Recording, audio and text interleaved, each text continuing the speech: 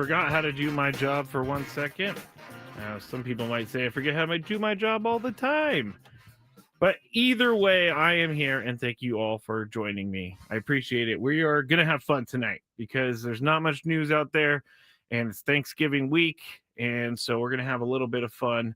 And I appreciate everybody who is sticking with me here on Tuesday night. You can watch on Facebook if you want. If you want to put it on your TV, you can put it on YouTube. You can go to Facebook 97.3 The Fan. You could go to the Skraby Show on YouTube. You can go to 97.3 The Fan on YouTube, X 97.3 The Fan SD, and you can also use the Odyssey app.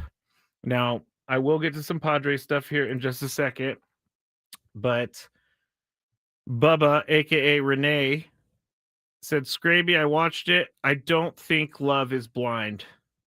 You know, if you missed it a couple weeks ago, I said I don't know why I like Love is Blind on Netflix, but it's like one of the only dating reality shows that I watch.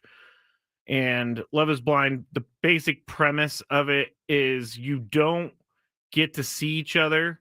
You just get to talk through like a wall, and you don't get to see them until you propose to them. So, and it's only like in a 2-week span, 3-week span, and they go on these vacations to, Mexico, and they have these great things, and then they have to come back and then live their real lives, which is my favorite part of the show. But Love is Blind this year. I don't want to give away any spoilers, but it just did not work out for anyone involved. Well, no, that's not true. I'm not talking about the end of the show, but it just seems like these people were dragged through the coals. I wouldn't personally ever want to do that show. I would not want to do it mainly because I don't want my entire love life out there on a TV show.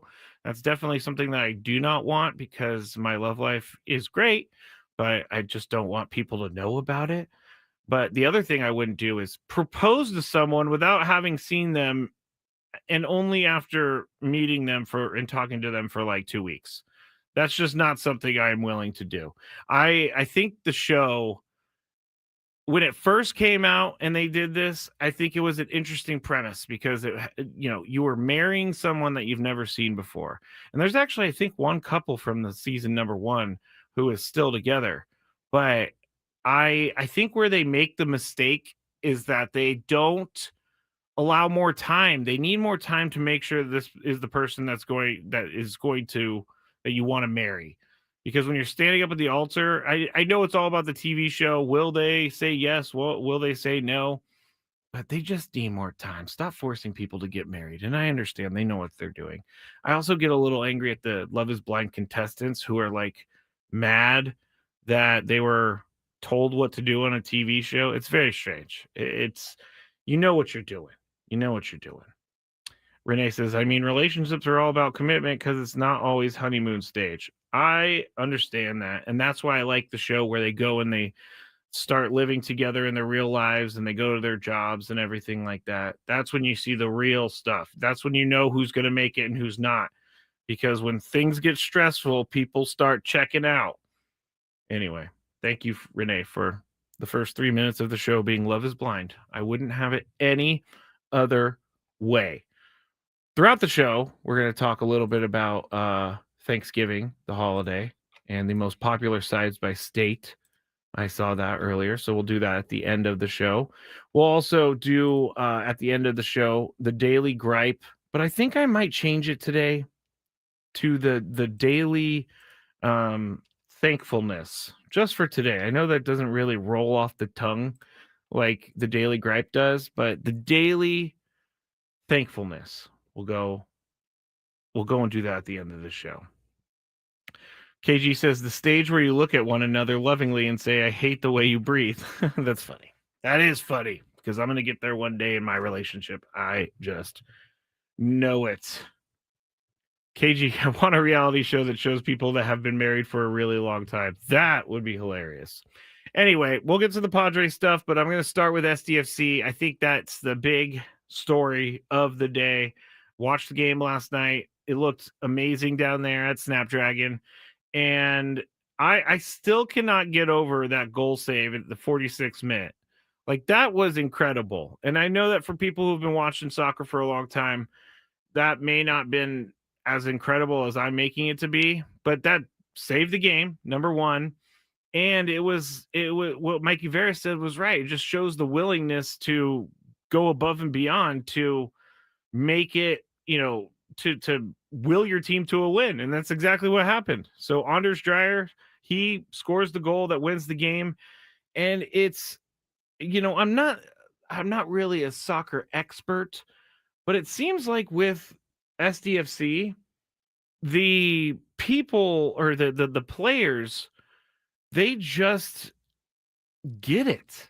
Like, they are all on the same page. We've talked about this from the Padres before, but they're all, and I think Manny has said it before, you got to pull on the same side of the rope. And that seems what SDFC is doing. And that's why they've been so good. And it's pretty darn crazy that they're going to a conference final here on November 29th. I got to say, I did not expect for SDFC to be as good or as exciting as it was this year. I thought maybe they would need some they would need some time to build up in town or get some players and things like that. But no, they have jumped out of the gate and they're on their way to the MLS, or the conference final, I should say. Oh, J Max says they've been good, but also the MLS this year has been weak. That's fine. That's fine. It's like the Patriots schedule. You can't say anything bad about the Patriots, especially if you point out that their schedule, they don't play winning teams at all. So the streak. I know I keep digging myself into a deeper hole with this Patriots aren't that good thing. But I mean, if you look at the Patriots schedule, you see how many teams that they've played that are good, and you won't find many. They started the season 1-2. And they lost to the Raiders in week 1 at home. And they lost to the Steelers in week 3 at home. So you lose to the Raiders. They look like the worst team in the NFL. Can't say that. The Titans look like that. But the Raiders are bad. But if you look at what the Patriots are doing, they're beating teams. Okay, well, now I've talked about it so much, I'm going to go get the Patriots schedule because I can't just keep referencing the schedule and not having any information. This is the type of show we're going to get tonight. It's just going to be on the fly, everybody. We're just going to do this on the fly. So they lost to the Raiders to start the season. They beat the Dolphins by 6 in week 2. They lost to the Steelers. Then they beat Carolina, which I'm not sure about Carolina. Then they beat Buffalo on Sunday Night Football at Buffalo, which I'm not really sure about Buffalo either, but that's a good win. I'll give them that. They went to Buffalo. They beat up on a division opponent. That's a good win. Week 6, they played at New Orleans. They won 25-19, so barely escaped there. October 19th, week 7, they played Tennessee, 31-13. October 26th. Now, Cleveland does have a great defense, but Drake May is pretty good too. They beat the Browns 32-13. Then they beat the Atlanta Falcons 24-23. Then they beat the Tampa Bay Buccaneers in Tampa, and Tampa had some injuries, 28-23. Then they beat the Jets. Then they beat the Bengals. They play the Giants this coming week on Monday Night Football, and then they have a bye, just like the 49ers. It's like the craziest late week bye I've ever seen. And then they play some decent teams: Buffalo, Baltimore, New York, and Miami. So it's interesting to me how in sports we crown teams, we crown them without actually having any indication of whether or not they're going to go deep in the playoffs. I mean, I'm seeing all these people on TV. The Patriots are Super Bowl bound. The Patriots have a Super Bowl caliber roster.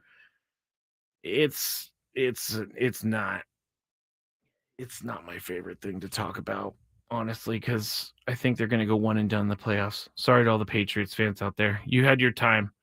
Patriots had like their time for 20 years. So now it's time for me to talk trash about the Patriots. J Max says, Skraby, how do you feel about Purdy being back? Would you rather have had Big Mac continue at the helm? No, I would not. Because if you look at the two guys, last night, Brock Purdy played terrible in the Monday Night Football game. Just awful. 3 interceptions in the first half.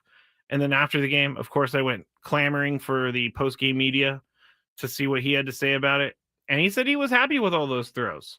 He just didn't put it where he needed to. And I'm like, all right, well, you shouldn't be happy with those throws. There was 3 interceptions.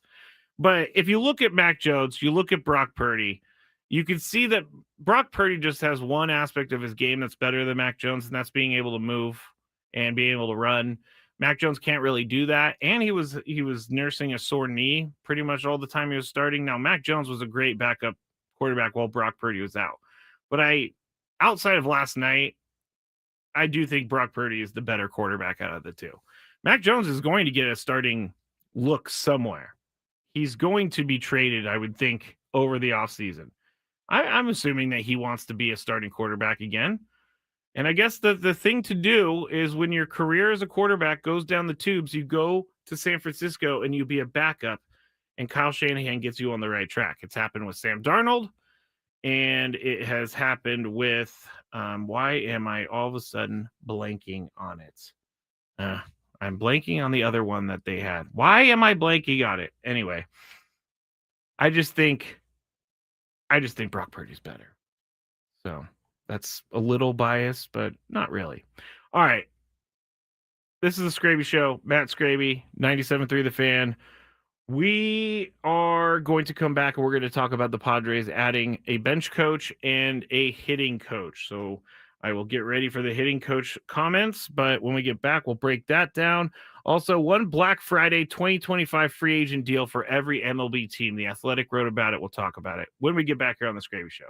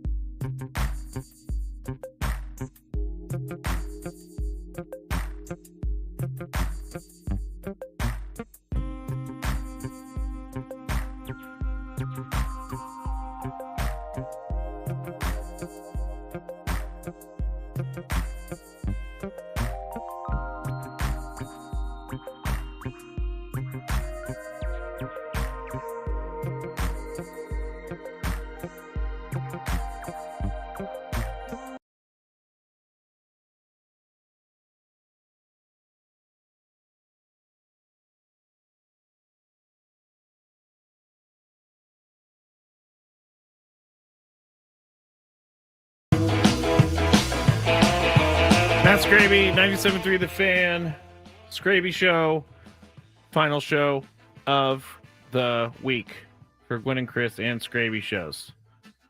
All guests on 97.3 The Fan join us on the David P. Shapiro Fan Hotline. David P. Shapiro, criminal defense attorneys helping good people regain control of their future when charged with a crime since 2010. Visit davidpshapirolaw.com. Thank you to Deborah for suggesting a name of the new one day only thankfulness segment at the end of the show. And I should have thought about this because it's part of like AA and all that. But the daily gratitude. I like it, Deborah. Thank you very much. So I'll go with the daily gratitude at the end of the show. I also kind of sort of want to rant about here's how the tweet starts. How the golf cart destroyed American golf culture. I have many thoughts about this. And you know what? I don't think this person is wrong. So maybe we'll get to that in a little bit as well.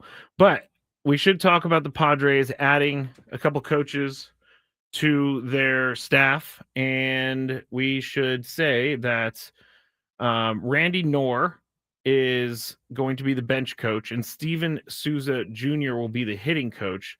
Now, Craig Stammen is very familiar with both guys because Craig Stammen played on the Nationals when Knorr served as the bench coach for them from 2012 to 2015. He worked under Davey Johnson and Matt Williams. He served in various roles from 2016 through this past season. He's been a bullpen coach, a first base coach, catching coordinator, minor league manager, also worked as an advisor in player development. Now, when I saw this news come down, I did have to Google who Randy Knorr was. And that doesn't necessarily mean that it's a bad move. Because, again, I've said this about the Craig Stammen hire, and I'm going to say it again, and then we revisit as the season goes along. But I'm going to have to wait and see. I'm going to have to wait and see how these guys do. I don't really know that I had a name of bench coach in my head for who they should hire, but I do find it slightly concerning that these two guys are, guys that Craig Stammen seemingly maybe not handpicked, but suggested. And I don't know that for sure, but he has a relationship with both of them. So I do think that's a good thing. But the concern for me is that these guys aren't going to be up for the job. If Randy Knorr, here's how I look at things with where people are at in their career. Because Randy Knorr was the bench coach from 2012 through 2015, but why from 2016 to now, did he get removed from the bench coach and just kind of served as a coach for a bunch of different things? Now, I don't know his history, so maybe there was something where he needed to step down from so much commitment, and so he wanted to go with this other stuff. But that doesn't necessarily give me the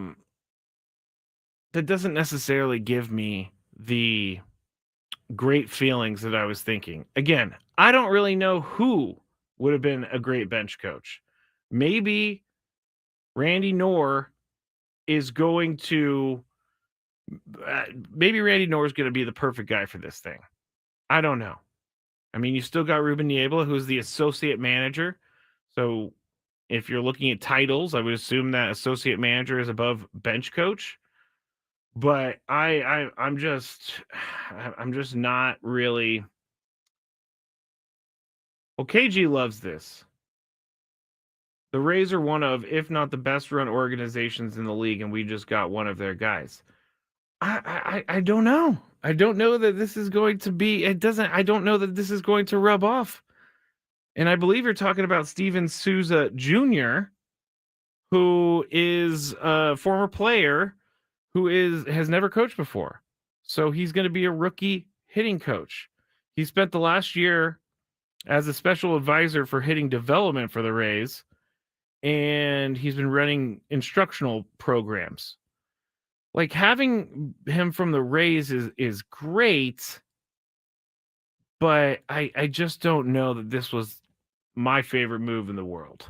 I'm not trying to say either way that they're bad hires, because I just don't know. But it's not. I expected maybe someone with a little bit more cachet to their name than Randy Knorr. And I'm not trashing Randy Knorr at all. I've looked at his resume. He seems like he has, he's been around baseball for a long time, so maybe that is the right guy that they want.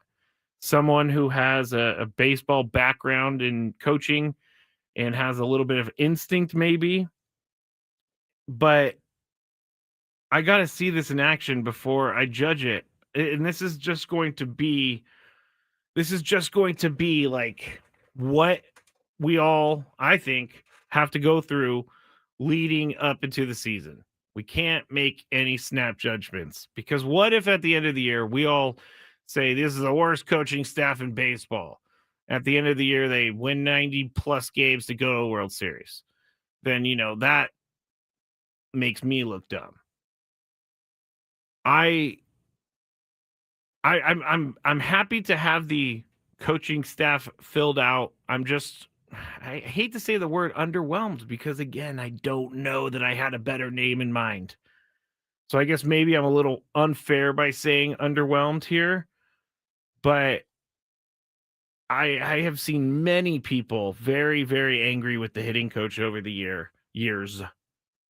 And I don't know that a guy who's never coached, like been a hitting coach at the major league level, I don't know how he's going to do. But I want to see the same energy on the hitting coach, though. I do, because Victor Rodriguez took a beating from everyone. So I'm hoping not to have issues with the hitting next year. But I want to see the same energy, because it seems like everybody was getting on Victor Rodriguez when, honestly, I don't even, and here I am kind of discounting my own theory. I don't even know how much a hitting coach does. I don't know. KG's back. KG loves this move, which is and you can go on the chat if you would like at the Skraby show. But KG was a big hater of Victor Rodriguez, but he's really sold on this. Skraby, think of it this way: the Rays will only ever spend money when it is genuinely worth it. This guy was in their hitting development. That means he knows his stuff. But I don't know. I don't know that he knows his stuff. How long, just because he's a hitting development instructor doesn't mean that he's great. And I don't know why I'm so, I don't know why I'm so stuck on the fact that there's no experience behind it. So I just didn't expect for them to go with a hitting coach that has no experience. And if he's great, I hope he is. I really do. I really do. I'm not saying he's going to do bad. I'm just saying I have no idea what's going to happen, which is interesting. Randy Knorr, no idea what's going to happen. Knorr played in the majors, so he has playing experience. So did Steven Souza Jr. He played. He was in that trade with Will Myers back in the day. But we'll have to, just take it as it comes with us in the Padres, because we're just not sure how next year's going to look. I feel like I'm catastrophizing things, and I'm not, because the coaching staff is not going to be the reason that they don't get to the playoffs. I'm hoping, because mostly, and I've said this about baseball many times, it's on the players. The coaching staff puts them in the right spots, but it's on the players to execute. So can the players execute next year? Or is the coaching staff going to be able to work with each player individually? There's a lot of unknowns for me, and I think there we go. I just figured it out. I don't like the unknown, and the unknown here is scaring me. And so that's why I think I'm feeling the way I am about this whole hitting coach, bench coach situation, because the unknown is scary. But really, honestly, every year you go into sports is unknown. So I could have just talked in circles for the last 10 minutes and everything's going to be fine, which I hope it is. But this is, not what I thought. Not what I thought. And again, I don't really know what I expected, but not what I thought at all. I thought there was going to be more. I guess when I say I don't know what I expected, I'm talking about names, but I think there's going to. I thought there would be more checks and balances within the coaching staff. And again, I don't know that's not going to happen. J-Mac says, we have the biggest unknown problem, which is we don't know who's going to own the organization. That is tough. That is very tough, actually. But hey, they said they're going to put the best foot forward for 2026. I believe it. I think they want to win because if that's the case, they want to sell the team. They want to win because it'll make it more valuable. So I think those little news bites are news bites that are going to be happening sprinkled in here throughout the off season. Now, quickly back to the Athletic article about a Black Friday 2025 free agent. I said this earlier. I saw all these great names on the list, and then I come to the Padres, and Chris Bassett was their guy. And Tony really likes Chris Bassett. And of course, I'm going to, probably go on Tony's side with these things. Chris Bassett started 31 games last year. Chris Bassett just pitched in high leverage situations in the World Series. So if this is something that the Padres do, I'm not going to hate it. I'm not going to hate it. If he could just do his job and, do it for a right price, I could see them bringing in Chris Bassett. But unfortunately, I think these are the type of names that we're going to get. Maybe not guys nearing the end of their career, but I think we're going to get names that we're not going to get the big names, which I'm fine with because there's already so many big names. SB Fly says something smart. Perhaps this is one way the Padres save a little money on the coaching staff. It's definitely why. I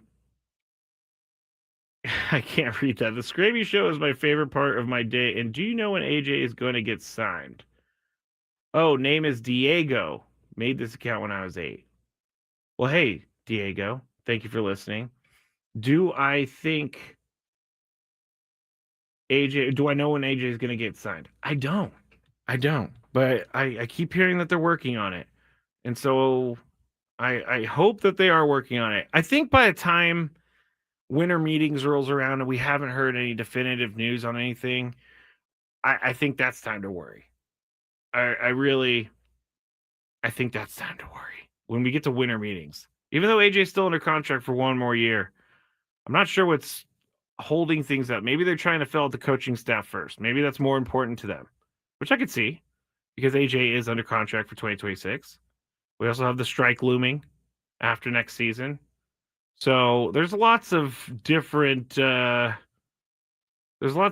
things in the air that are working for the Padres and working against the Padres. Merrill Kelly. I like Merrill Kelly as an option if he is for the right price. He pitched really well for the Diamondbacks last year. I believe he's been a Padre killer. So get him on the team.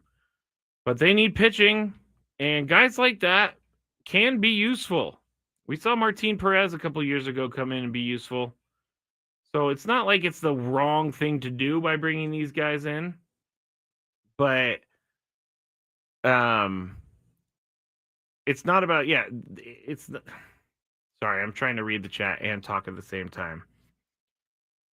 It's a Tuesday before Thanksgiving show. But where was I going to go with this? I need to stop reading. Anyway, I think that things are going to move in the direction we need it to move, but I am going to keep my judge, jury, and executioner hat off until I've seen a little bit of baseball being played. Dominic says Kelly already said he's not interested in leaving Arizona. Well, do you want to play for a team that has a good pitcher's park? That would be the Padres, Mr. Kelly. That would be the Padres. All right, I'm all over the place. I'm sorry, people. I'm all over the place. When we get back, why the golf cart is ruining American culture and the most popular sides for Thanksgiving by state. We'll finish up the Skraby show in a weird way.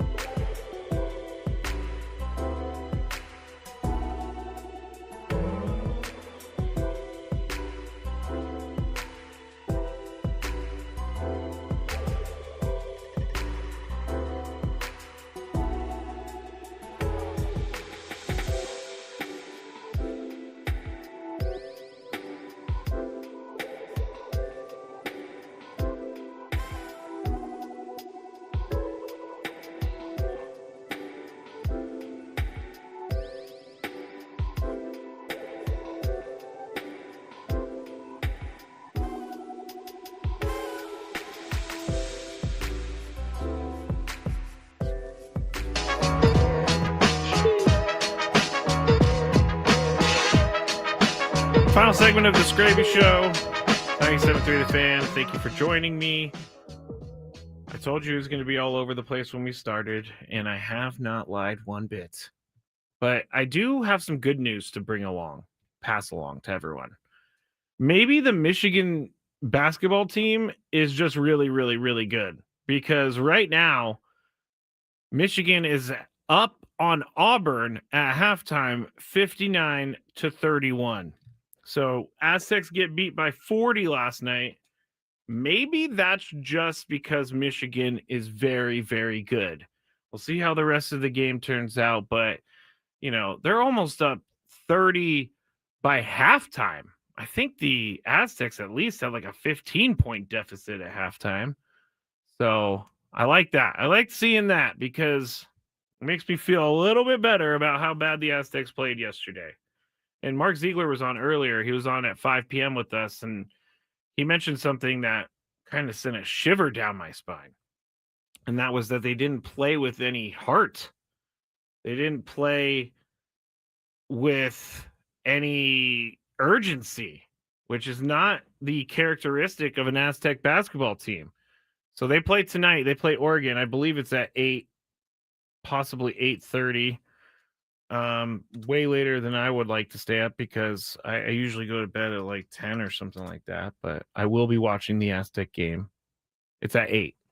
So they're going to be playing Oregon. Oregon lost yesterday as well. So this is a winnable game, I think.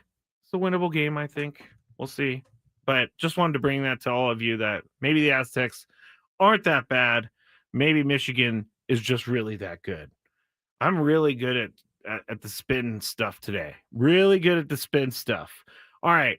We still got to get to our most popular sites, which I, during the break, went and looked at 3 more articles about this just to make sure I was getting it all. But they're all basically the same. So we'll go over that. The Daily Gratitude is going to be at the end of the show instead of the Daily Gripe. But I wanted to start with this guy's tweet. It's at Top100Rick, TOP100Rick. Can't say anything about his account other than the fact that I came across this post and I agree with him to an extent. Now, the disclaimer on this is I play in like this isn't a you suck if you play in a golf cart because sometimes golf carts are necessary. I have grown up realizing that golf was meant to be walked. And I know that's just not a possibility for everyone. Time constraints, length of the walk on the golf course, carrying your bag, all of that stuff. I get it. Sometimes you just want to take a cart. But, taking from this guy's post, the USA is the one with the problems, which is not shocking to me whatsoever. In the UK and Australia, golf is seen as a healthy social hobby. It's kind of like a nature walk while hitting a golf ball and then a beer with friends afterwards. In America, it's called a lazy man's game, and you drive around just getting smashed. It's slow and often tense. It's like sitting in traffic. That's how it's looked upon in America, which I don't look that way upon it because I know that golf is a great game. But here is how he said golf cart hurt the American game. Takes away from the health benefits. Horrible for the turf. Yes, horrible for the turf. And when you got guys who don't care, guys or gals who don't care about the turf, they make it even worse. Makes expensive and ugly cart paths mandatory. I don't really have that big of an issue with that. Allows for more drinking in the cart. Most don't want to get drunk while walking. That is true. I did most of actually, when I was a drinker, I usually went and played golf so that I didn't drink. It was like my escape place. So I'm kind of backwards on that. It also allows for bad golf course design, which I would need to get into a little bit more to agree or disagree with that. But if you go to expensive golf courses, you're not allowed to ride in a cart. You have to walk, and sometimes you get a little hand cart behind you. But it's I will say that the last couple times I've golfed, I feel like maybe this is just me feeling like this all over my life, but it feels like there have been more and more people that are like, don't care, doing what I want. And on a golf course, that's extremely frustrating. There's something called golf etiquette, and it's just knowing how to play the game in an efficient way. Like last time I was golfing, there was a group in front of us that they were in a cart, and there was a guy, let's just say there was a guy on the left side of the fairway, and there's a guy on the right side of the fairway. So they go to the left side of the fairway, they wait for the guy to hit his ball, and then they drive over, and then the guy gets his yardage, and then he hits it. That's an extra like 3 or 4 minutes that we just don't need. And so what should be done is one of two things. A, guy who hit the ball to the left goes to his ball and gets his club, and then the other player goes to their ball using the cart. Or you figure out your yardage if your ball's on the right side, you grab your club and you walk over there. You walk over to your ball and you're ready to hit. Like my grandpa drilled golf etiquette into my head, just drilled it into my head. And not to mention, here we're getting on old man corner.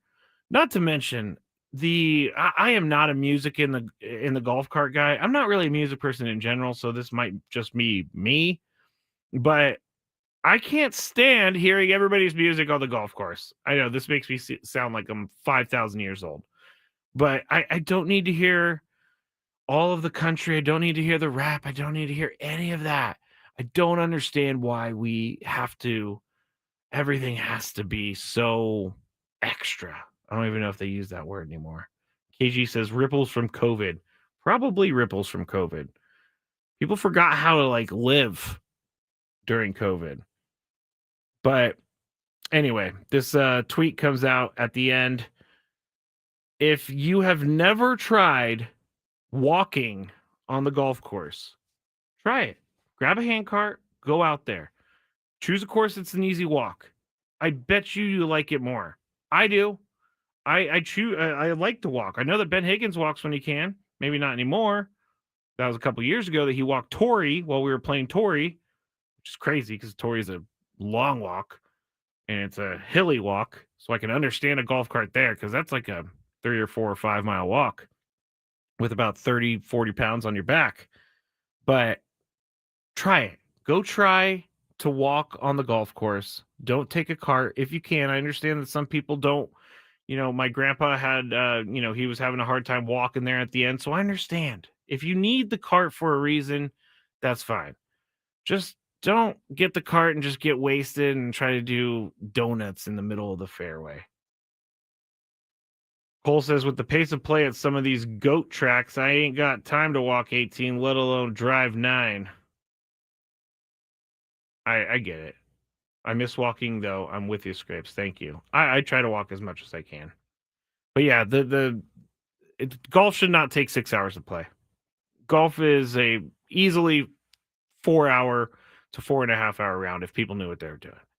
That's what it is. If people knew what they were doing, it would be much easier, and people wouldn't have to deal with all of the craziness on the golf course. So I agree with you, Top 100 Rick. Golf carts have destroyed American golf culture. All right, let's get to the sides. Now we get to the fun stuff. Oh, Michael says, oh, hey, what's up, Michael? Playing in 4 hours to 4.5 hours is fine. People that are trying to rush through everything is what is hard. Yeah, I mean, I could honestly one time, a couple times, I've played golf 18 holes on a public golf course in less than 4 hours. I'm just ready to go. That's what everybody should be. Golf ready. Be ready. Oscar says, I thought doing donuts in the cart was the fun part of playing golf. You could do your donuts elsewhere. Just don't do it on the golf course. Eric says, e-bikes has killed the bicycle. Don't even get me started on the e-bikes. I just can't get into it. Trust me. Okay. The top Thanksgiving sides by state. And this was done recently, a poll.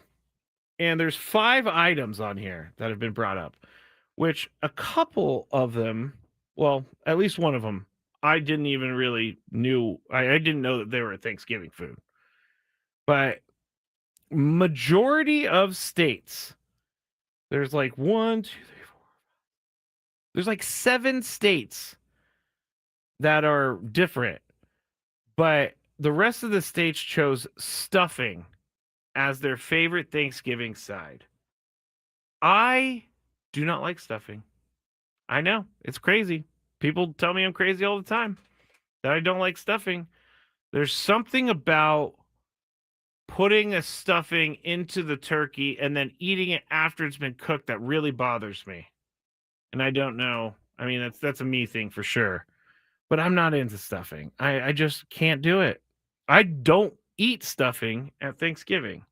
So if you come over for Thanksgiving one day, you can have all the stuffing. All right, California was a stuffing state, which is disappointing to me. Nevada had something very interesting, but cranberry sauce. Cranberry sauce is their favorite Thanksgiving side. Sorry. I like cranberry sauce. And you got to have the cranberry sauce out of the can. It's just how it goes. You got to have those little lines on it from the can. Montana, Wyoming, Alaska, and Louisiana, green bean casserole, which I am not a fan of. I like green beans, but for some reason, ever since I was little, the casserole has just grossed me out. Thanksgiving food in general is not really my forte. It's not like my favorite type of food, so it shouldn't surprise you. Now, there's only one state with this, but I cannot believe I've never had this at Thanksgiving, but New Hampshire's favorite side on Thanksgiving is deviled eggs. Never heard of that before for a Thanksgiving treat. And then the final 2 states, Mississippi and Iowa, they like sweet potato casserole. Does it shock you? I don't like sweet potato casserole. I like the marshmallows on top, but I don't like anything else. Now, you didn't hear my favorite side for Thanksgiving in that list. My favorite side, mashed potatoes. Why were the mashed potatoes not a part of this whole thing? I am a massive fan of mashed potatoes, and according to this whole list of things, 44 of the 50 states have mashed potatoes in the top 3 side items. Stuffing is in the top 3 side items for like 45 of the 50 states. And here's another one that I've never had at Thanksgiving, but I wish I've had at Thanksgiving. But mac and cheese, they're saying, is in the top 3 side items by 19 states. So I like mac and cheese. Give me some mac and cheese over stuffing any day. Give me that over stuffing, over green bean casserole, all of that stuff. Ambrosia salad I just got on the chat. I don't know that I've ever had an ambrosia salad before. Eric also says cream corn. Cream corn's okay. I could do cream corn. But I've never had an ambrosia salad, so maybe I'll have to have an ambrosia salad. But anyway, there you go. Those are the sides. Again, I'm not a big fan of the Thanksgiving food, which is kind of sacrilegious in this country. But I understand why people would be angry at me for that. I do. What's annoying Skraby today? Let's find out. It's time for the Daily Gripe. Wisconsin is definitely one of those mac and cheese states, KG. Definitely one of those. All right, it's not the Daily Gripe, it's the Daily Gratitude. And I will just say to everyone that I appreciate all of the nice things, and I'm thankful for everything that people support me with. And, you know, sometimes I get mean messages, and that's fine. It's part of the job. It's part of just being on social media in general. Everybody gets mean messages. But sometimes I get these mean messages, and I'm like, man, that's tough. I don't know if I should say this again. But then I think about all the nice things that have been said. And here's what I've been trying to do more lately is focus on the nice things instead of the mean things. Let the mean things go and recognize the nice things. Like Cole says, who's messaging mean stuff? There was a guy, I don't even know if it was a bot or who it was, but on Facebook for like a month, every single day, they would put, I hate your voice or something to that effect. It's weird. It's weird. But anyway, I'm grateful for everyone who makes, this show fun, for all the people that I've met through this job. I mean, I really like working with Tony and Chris. I like working on the station with Ben Woods and Braden Soprenet, Adam Klug, very good boss, Michael Valenzuela, very good boss. So I just want to say thank you to everyone who has made the Skraby Show what it is, and Gwen and Chris what it is, and the station what it is. So there's my gratitude. Appreciate you all. I'm off the rest of the week. See you on Monday, or talk to you on Monday. I hope you all have a great Thanksgiving. Be safe. Don't do anything stupid. And make sure you are not on an e-bike this weekend. Have a great rest of your week, everybody. Aztecs basketball is back, and the